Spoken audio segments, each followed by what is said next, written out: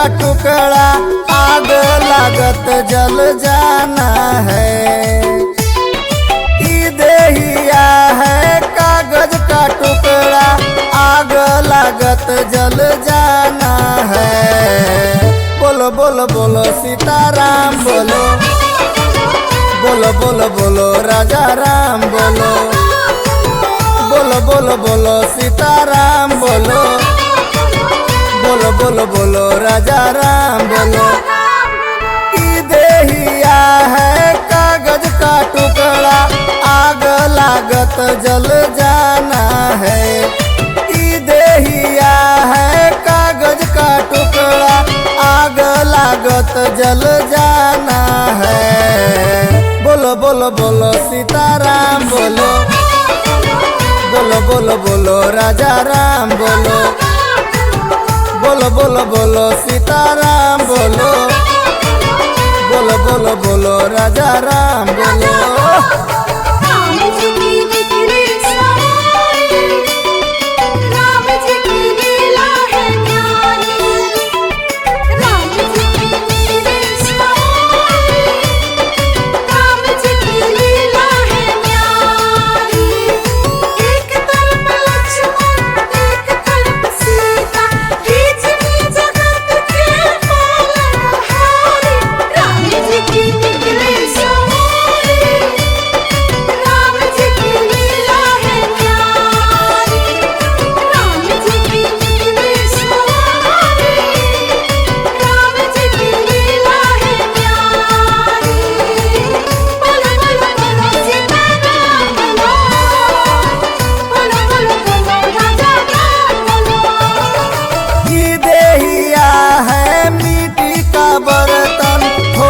लागत फूट जाना है।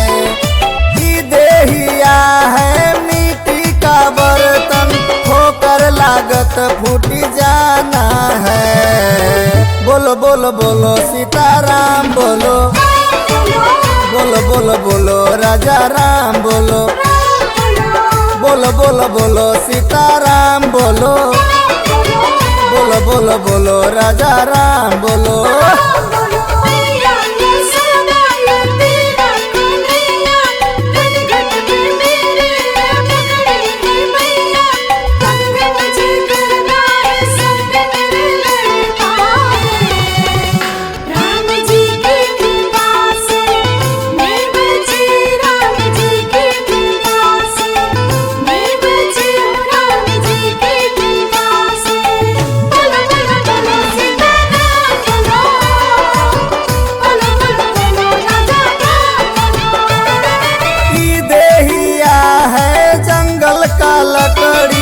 आग लागत जल जाना है।